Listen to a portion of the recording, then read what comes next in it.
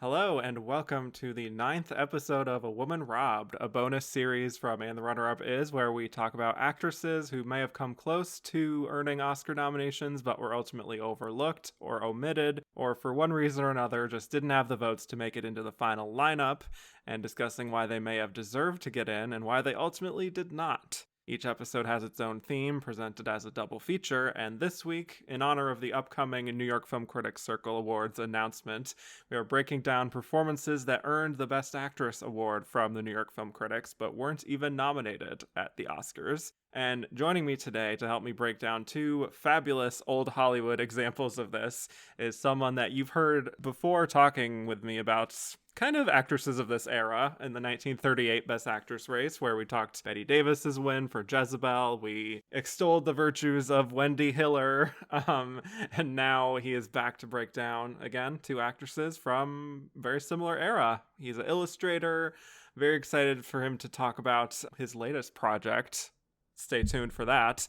Welcome back to the show, Dashiell M. Silva. Hello. Thanks so much for having me again. It's always good to go in depth with these, and I'm looking forward to it a lot. Yes, as am I. Very, very excited to break down both of these with you. I Mhm. believe that you've tweeted about both of these Yeah, women in films multiple times. yeah, So I knew you'd be a yeah. good expert for this one. So let's get into it. I presented to my patrons here at And the Runner Up Is a list of 15 actresses to vote on for people who have won the New York Film Critics Circle Award for Best Actress, but were ultimately snubbed. And just to recap the choices, we had Greta Garbo in Anna Karenina, Ida Lupino in The Hard Way, Tallulah Bankhead in Lifeboat, Deborah Kerr in Black Narcissus, Glenda Jackson in Stevie, Norma Alejandro in The Official Story, Jennifer Jason Leigh in Georgia, Cameron Diaz in There's Something About Mary, Hope Davis in American Splendor, Sally Hawkins in Happy Go Lucky, Rachel Weisz in The Deep Blue Sea, Regina Hall in Support the Girls, Lupita Nyong'o in Us, Sydney Flanagan in Never Rarely Sometimes Always, and Lady Gaga in House of Gucci. And the top vote getters were Tallulah Bankhead and Deborah Kerr. So that's who we'll be talking about today. Very proud of my patrons for choosing some classics, especially among that group.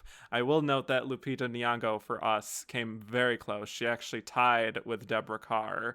Actually, no, she tied with Tallulah Bankhead. Excuse me. uh, Deborah Kerr was like way out in front. Everyone wanted me to talk yeah, about yeah. Black Narcissus, but yeah, Tallulah Bankhead and Lupita Nyong'o tied, and then I did a tiebreaker poll, and Tallulah ended up winning. So there you go.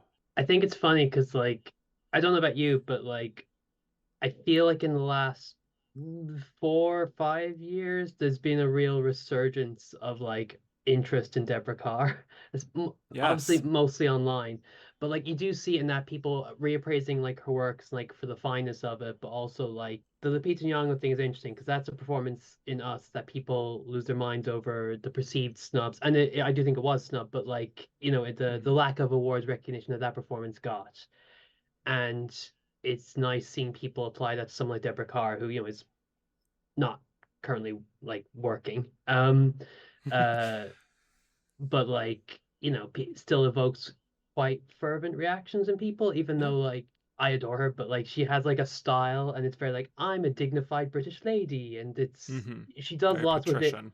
Yeah, Yeah. she does a lot within that, but on the Right. surface it can seem very samey if you're not, especially to contemporary audiences if they're not gonna really delve into it. Yeah, that's very true. Mm. I wanna commend our friend Izzy from Be Kind Rewind because she is also a huge fan of Deborah Kerr. She made an Yeah. excellent video about her, and I feel like she kind of like helped, at Oh, least in our corner of film Twitter, helped to revive the Deborah Kerr love a little bit. I yeah, don't know. yeah, yeah. There was one point that I've always found fascinating about Deborah, especially her career at the Oscars, is that six nominations, that's a colossal number, and to not win. But the average winner gets about three nominations in their career, and that's a winner. And what's wild is with Deborah, most of the films she gets nominated for are not her best work. It's not her best work by far, Right. she has a whole other catalog of great work Life and Death of Colonel Blimp, Major Barbara, The Innocents, Tea and Sympathy, just great work that isn't recognized in the same sphere. And it's just Yeah. whereas say Bette Davis, like pretty much everything she got nominated for is what she kind of should have got nominated for. Like all the masterpieces got nominated. There's a few which are a Right. bit, but for the most part, it's all correct. Yeah, it's what's so great with Deborah, where even though like she's been nominated, it's and not even with probably her greatest work, it's just it's great, love it. Sorry, Yeah, I had to. absolutely. No, it's true. Weirdly, what I was thinking about when you were saying that is that a modern day example is like Nicole Kidman, who I Yeah, feel like has like for some reason two of her nominations are for Lion and Being the Ricardos, and it's like yeah. I don't know if that's fully representative of Nicole Kidman and all of her greatness. No, no, especially like yeah, and you make a really good point with her because she's someone where she's always occupied this like A-list most beautiful person in the world. I think like she doesn't have to be a good actor, Right. or make interesting choices, and yet she's kind of consistently done that for like almost 30 years now. And it's like you said, you could take almost any one of her many performances and be like, that's Oscar worthy, you know? Yeah, and the ones that Right. seem to just somehow catch it, it's like Hmm. okay, like Yeah. being the Ricardos is what it is, you know, like Right. it's a Yeah. TV movie, but like she's fine.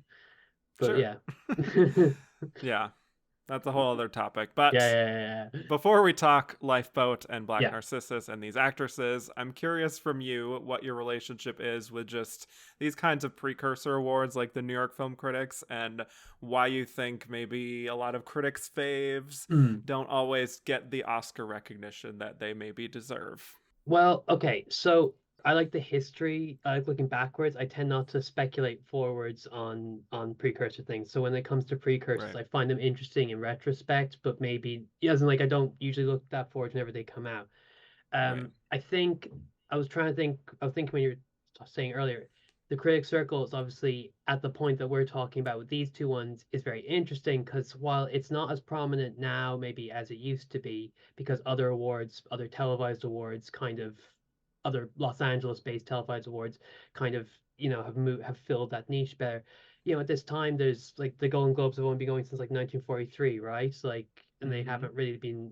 they haven't taken root as like the definitive first bullet kind of first shot of like award season. One thing I do like about whenever I've looked back at things like the New York Film Critic Circle or the National Board Review or any of these, is like I do quite like how oftentimes many of the choices are a bit like, oh, okay, I respect that. Like it's Mm-hmm.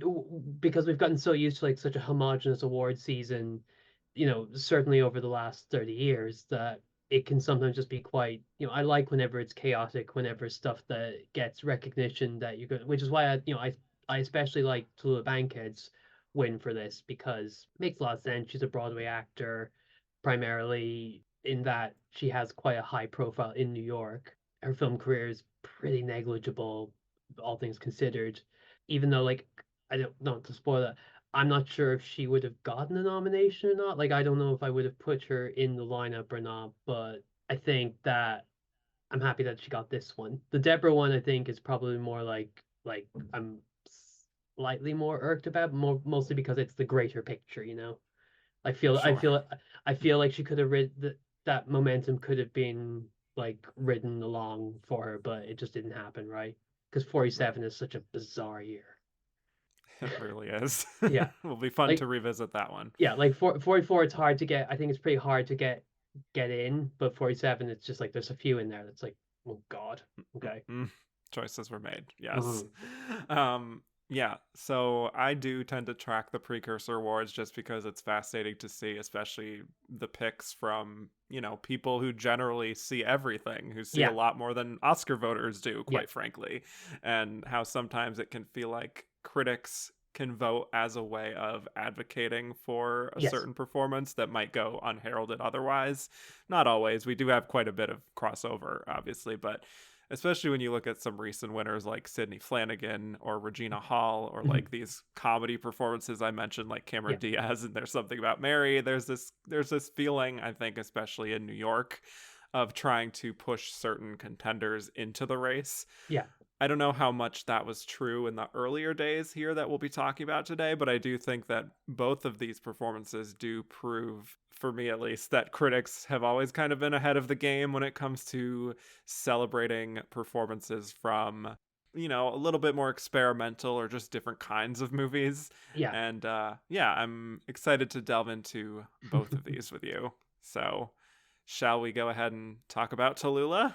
Yeah, let's go for All right, it. let's talk Tallulah Bankhead in Lifeboat. You're a low person, darling. Obviously out of the gutter. Maybe that's why I'm attracted to you. Maybe that's why you're attracted to me. Quit slumming. Funny part of it is I'm from the same gutter. Remember when you first got on the boat, you said you used to work in the packing house section in Chicago? Well, I came from there, too. South Side? Ashton Avenue, back of the yards. And I lived there until I got this. So, Tallulah Bankhead was a renowned public figure. She came from a famous political family, the Bankhead Brockmans, and she found a love of performing from an early age, and she found her way to New York, where she got her way into the Algonquin and was very social, which also involved drugs and alcohol and affairs with men and And women, allegedly. Yes. yeah. She did quite a few silent films, but soon became more of a mainstay on the stage. She went to London and she was a kind of a big hit over there. And then she returned to do a few Hollywood pictures, but kind of quickly grew bored of it, and some of those earlier films she did were uninspired and didn't really suit her well, although she did later say, for one example, that she did the film Devil in the Deep so that she could sleep with Gary Cooper. And, Yes. I love that for her. So she went back to the stage after that, and where she actually starred in plays like Jezebel, Dark Victory, and The Little Foxes, all of which were adapted into Bette Davis films, which, of course, you and I talked about Jezebel in that 38 Yeah. episode. I can very easily see Tallulah's energy in that film Yeah. if she had reprised her role. And then she was eventually cast by Alfred Hitchcock to do Lifeboat, which ended up being her first proper film role since Faithless in 1932. So this is 12 years later. So Lifeboat tells the story of a group of survivors aboard a lifeboat during World War II. Their ship and a German U-boat have both sunk during combat, and Tallulah Bankhead plays Connie Porter, a glamorous columnist who's trying to capture the events of the war, and she's got her camera and her typewriter, and she and the other survivors are just trying to find a way back to safety. And then things take a turn when a German officer who's also survived comes aboard, and Connie, who happens to speak German, communicates with him and hopes they can work together to lead them back to dry land or find this rescue ship. But they eventually realize that maybe they can't trust him. So let's talk the fabulous Tallulah Bankhead. I know you have a lot to say about this icon. So tell me your overall thoughts on Miss Bankhead and her performance here. So there's two things that I think need to be kept in mind when you look at any Tallulah Bankhead like performance or appearance.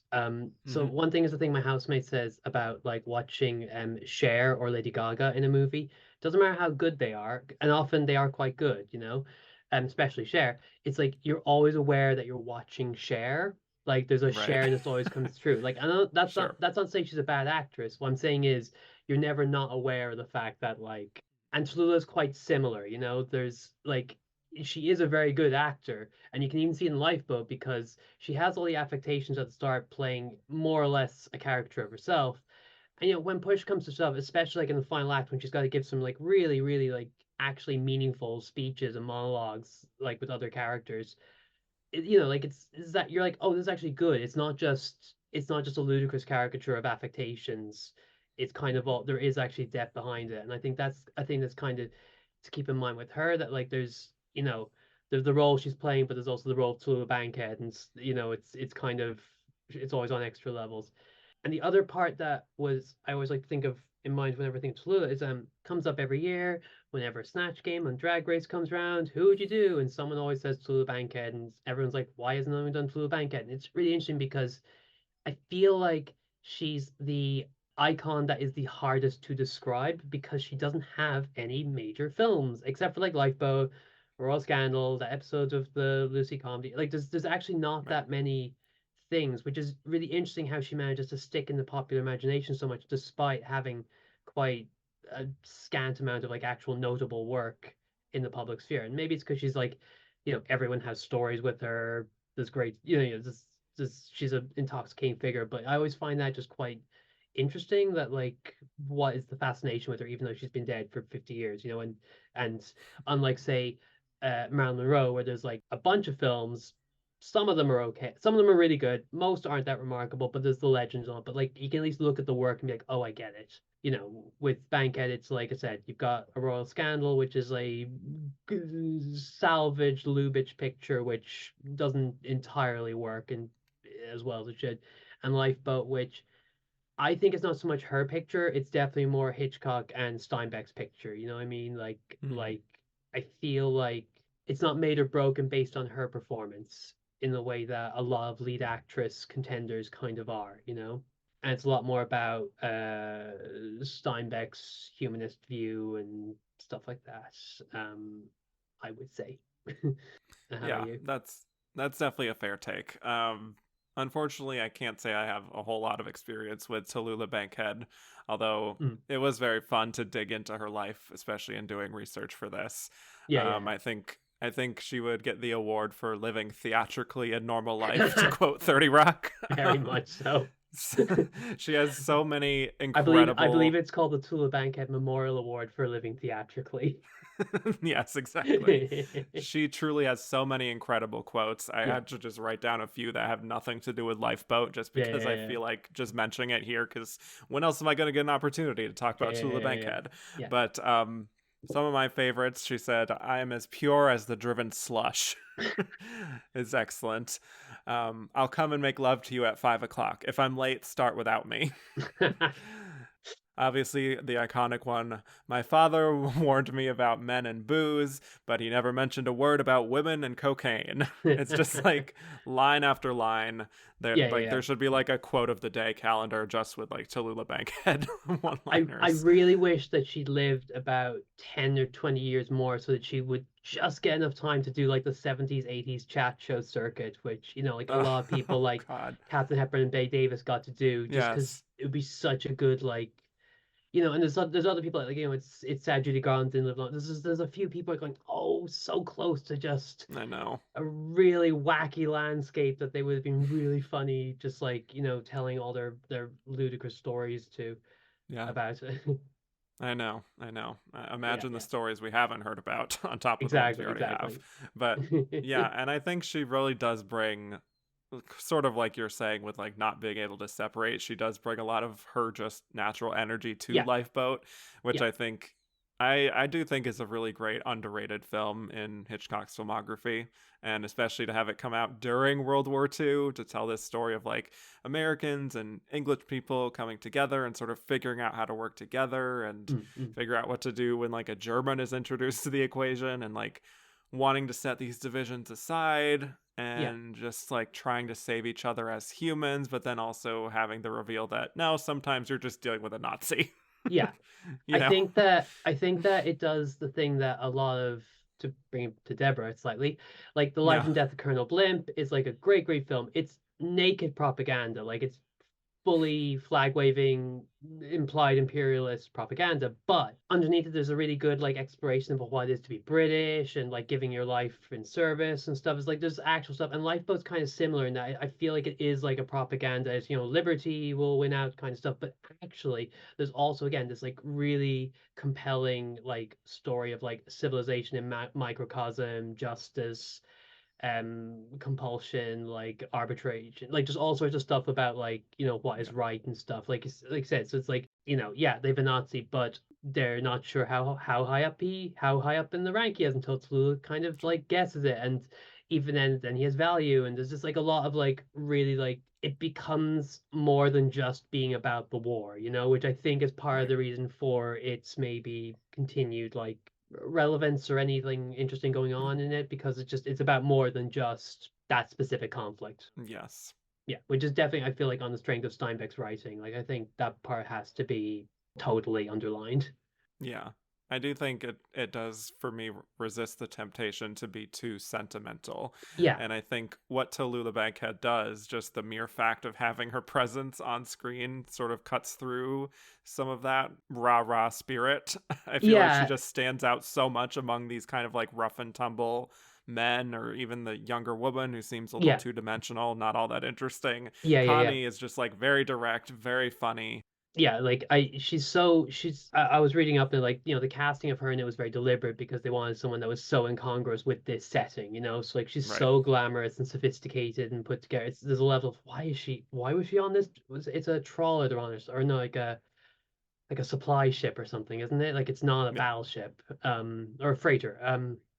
She feels the most like a multi-dimensional person, even though at the same time she's also, in many ways the characterization is quite simple, but it's partly the Tallulah'ness of it, partly that she is compelling because she's so sophisticated seeming and so not like anyone that would be here. Like, and obviously she's got that very potent like sexual back and forth with John Hodiak, which is like pretty, because it's a very horny movie as well, right? Like, Yeah. Oh yeah. like even for Hitchcock, like, because usually Hitchcock, it's like, it's, all Hitchcock movies are kind of horny, but it's very like genteel and restrained. But this, you've got people pointing at tattoos on people's naked chests, and everyone's all sweaty and grimy, and you know what I mean. It's just like, this is what's happening. This is very strange because Yeah. I know he had a daughter, but I don't think Hitchcock ever had sex. You know what I mean? Like, Fair point. like, Yeah, now that I think about it, this is kind of a pretty horny double feature that we have here. Just saying. Yeah, When completely. you don't expect it to be. Yeah. Completely. Which is like, Um, but like I said, alongside the fact that there is like all this very serious stuff, it's just very like, it's sort of just like stewing in this mess of like all sorts of misdirected, mismatched feelings and stuff. yeah, that's true. Mm-hmm. No, but I think obviously from the first scene, it's like she's the only one on the boat. She looks fabulous. She has the mink Yeah. coat, the heels.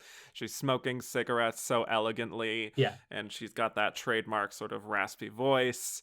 Every other word is darling. Yeah. I love when she's just like bragging to one of the men about all the photos she's taken of the destruction and how talented she is as this sort of like photojournalist, and she just Yeah. carries off with so much like confidence and ease. And it's like you said, kind of a very obvious archetype ultimately Yeah. of just like the fabulous chain smoking, sharp tongued sort of journalist. But I do think, despite the limitations of that, it's just kind of fun at the same time to see her in this environment. And maybe it is just a factor of like, she doesn't really belong here, and therefore it's just kind of fun to watch her in the environment more so than what she herself is naturally like stretching to act as here. Like, you know what I mean? Like her character Connie has a quality that I really love in a lot of characters that is very rarely I feel directors and screenwriters rarely do it, but it's just that she's vain. Like Right. She's the most put together for the longest. I think the look only falls apart whenever she gets really badly splashed. And even then, it's kind of like the Laura Dern in Jurassic Park school of I'm getting hotter as I get more and more harangued, or Kathleen Turner in Romancing the Stone. You know what I mean? It's like her hair gets worse, but she's kind of getting hotter. But then like when the Allied ship finds him at the end, and she's like immediately like, oh God, my hair. I look a mess. Yes, But I love like, that. yeah, and it's like, but I do think that's just like, it's kind of like Oliver Reed in The Devils is another similar character where like it's just he's quite vain, even though he's like supposed to be a good man. He's kind of a bastard mostly, but it's just like it adds this dimension because many people in life are vain, even people that are like good or bad. And I think that that's just a really nice touch for that character. What I should say too is like her being vain. It's not like there's an authorial voice of this is a terrible woman. Look at her vanity, her worst. It's like she's got many other vices that are much worse than this. Thank you for listening to this preview of A Woman Robbed, a bonus series from And the Runner-Up Is. If you liked what you heard and want to hear more, please go to patreon.com/andtherunnerupis and become a patron. Only $3 a month will get you access to bonus episodes and early access to regular episodes. Thank you so much for your consideration.